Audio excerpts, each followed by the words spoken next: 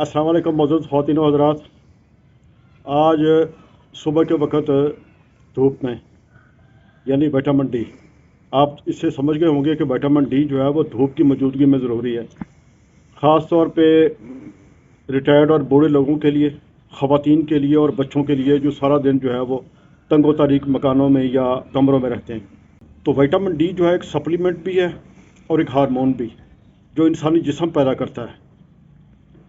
ये कैल्शियम और फास्फोरस को जिस्म में रिटेन करने का एक सबब भी है, रिटेन भी रखता है, इन्फ्लेमेशन को भी दूर करता है और जिस्मानी जो इन्फेक्शन हो जाती है उसको भी ये दूर करता है। और स्पेशली जो है ये कैंसर के ख़िलाफ़ काम करता है। ये कैंसर की जो सेल ग्रोथ है उसको ये रोकने में ये बहुत बड़ा ये एक जो है वो ये टूल है विटामिन डी।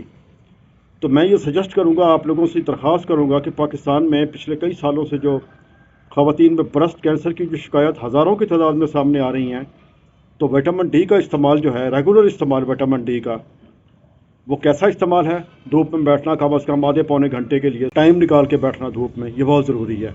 ये दूसरे जो सप्लीमेंट हैं उनसे जो हासिल किए जा सकते हैं वो बहुत महंगे हैं। मसलन मछली है, कॉड लिवर ऑयल है जिसमें विटामिन डी है। और ये विटामिन डी जो है ये हार्मोन के तौर पर भी काम करता है और बेसिकली ये दो शक्लों में पाया जाता है विटामिन डी टू और विटामिन डी थ्री।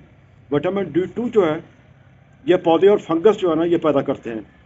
फंगस में ये बेसिकली ये कई किस्म की जो मशरूम्स हैं वो ये विटामिन डी टू जो है ये पैदा करती हैं, ये सोर्स भी है। और विटामिन डी थ्री जो है ये जानवर और इंसानी जिस्म पैदा करते हैं। तो मेरे ख्याल के मुताबिक आप काफ़ी हद तक इस बात को समझ गए होंगे कि विटामिन डी जो है ये हमारे जिस्मों के लिए क्यों ज़रूरी है।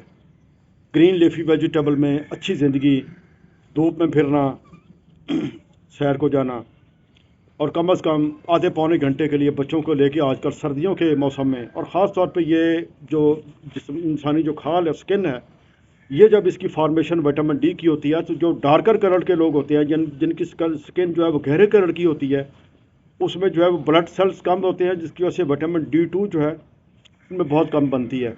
और दूसरा जो लोग धूप से दूर रहते हैं, कमरों में काम करते हैं, उनके लिए भी ये विटामिन डी का हसूल बहुत ज़रूरी है।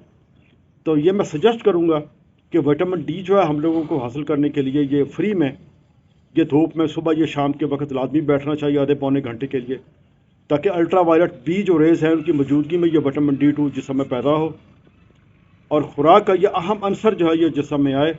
और बहुत सारी इन्फ्लेमेशन, मैं कई ऐसे पेशेंट्स को भी, लोगों को भी जानता हूँ कि जिन्होंने कई सालों पहले शिकायत की कि हमें जिस्म में दर्द होता था और इन्फ्लेमेशन थी और कई किस्म की ऐसी जिस्मानी आवारेज और शिकायत थी, जो बाद में तहकीकात के बाद जो है वो डॉक्टरों से मिलने के बाद विटामिन डी खाने से जो है वो ये दूर हो गई।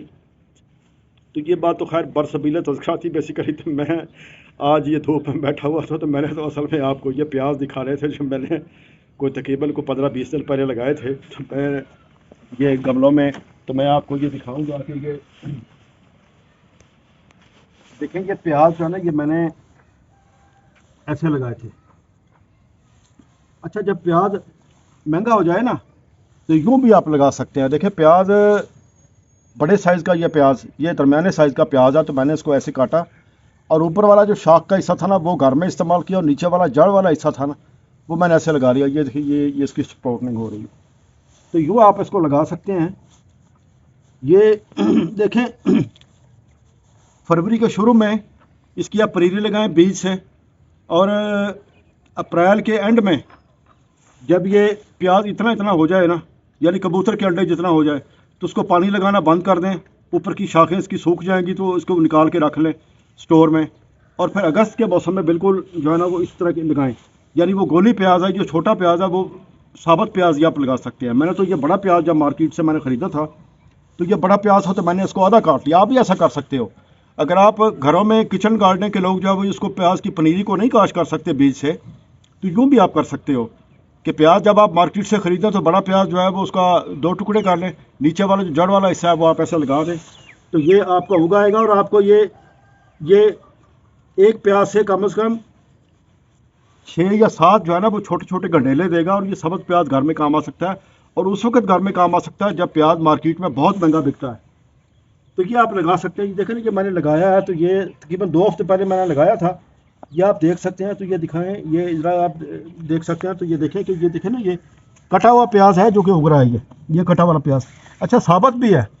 अब आप देखें कि ये साबुत प्याज है, जो मैंने साबुत प्याज लगाया था वो इसमें से कई भाई उगा नहीं है, उग जाएगा ये, लेकिन इसको मैं ज़्यादा बेहतर इसलिए समझता हूँ कि इसमें आप घर की किचन गार्डनिंग की, किचन की कंजप्शन के लिए भी आप इसको यूज़ कर सकते हैं। और दूसरा ये है कि ये आपके तो उगता भी जल्दी है ये, और इसमें से तकरीबन 6-7 जो है ये इसके 2 निकले हुए हैं, इसकी 2 शाखें इसकी निकली, और भी इसकी शाखें निकलेंगी, कम से कम 6-7 इसकी शाखें निकलती हैं। अगर मिट्टी ठीक हो, पानी भी आप सही दे रहे हो, जखेज मिट्टी हो, तो 6-7 शाखें इसकी निकलती हैं। 3-4 कटाइयाँ कर लें, और आपने बीज बनाना हो तो अगली जो आखिरी कटाई है वो आप रख लें, तो उसका ये बीज बन जाएगा, ठीक है। अच्छा ये ऐसे आप देख रहे हैं इसको, इसकी जो ऊपर वाली है ना, मैं आपको दिखाऊं कि ये वाली, ये प्याज इसका लगा हुआ है। अब ये देखें कि ये 5 इसने गंडेले बनाए हुए हैं, ठीक है। ये छोटा प्याज मैंने लगाया था, गोली प्याज, तो ये इसके 5 गंडेले इसके बने हुए हैं। तो ख़ास तौर पर ये इसका ख्याल रखें कि ये जो पत्ता है ना, ये ऊपर वाला, ये बीमारी इस पर नहीं आनी चाहिए, जो बिल्कुल सरसब्ज होना चाहिए, फिर नीचे से गंडेला सेहतमंद बनता है, ठीक है। सोडा बाइकार्ब मैंने आपको बताया था, सोडा बाइकार्ब इस्तेमाल करने का तरीका आपने देखना हो तो मेरी किसी पुरानी यूट्यूब को आप देखें, तो उसमें आपको सोडा बाइकार्ब की जो है एप्लीकेशन वो मिल जाएगी, ठीक है ना। आप इसको यूँ लगा सकते हो, तो आप इसमें फिर धनिया भी आप लगा सकते हो, ऐसे साइडों पे लगा सकते हो, तो एक ही जगह पे आप काफ़ी सारी चीज़ें लगा सकते हो। धनिया लगा सकते हो, मेथी लगा सकते हो साइडों पे। ये देखें घर वालों ने ये काटा हुआ है, तो आप इसको ये काटेंगे तो नीचे से और इसकी जो है ना डंठलियाँ निकलने शुरू हो जाएंगे। नीचे से भी आप इसको निकाल सकते हैं, लेकिन ज़्यादा बेहतर है कि आप इसकी नीचे से कटाई करें, कटाई इसकी ऐसे नीचे से करें, तो फिर नीचे से और इसकी जो कॉम्पलियाँ वो निकलनी शुरू हो जाएंगी। तो 4 कटाइयाँ, कम से कम 5 कटाइयाँ ये आपको दे जाएगा। तो मेरे ख्याल में कि ये प्याज के, दूसरा एक तो महंगाई के तासर को, महंगाई को भी ख़त्म करने के लिए कि आपका प्याज अगर आप लेते हैं महंगा, तो आपने लगाना भी है तो उसको आधा काट के आप लगा सकते हैं, तो ये इस्तेमाल हो सकते हैं। आज के लिए इतना ही, खुश रहें, आबाद रहें, बहुत शुक्रिया, अस्सलाम वालेकुम।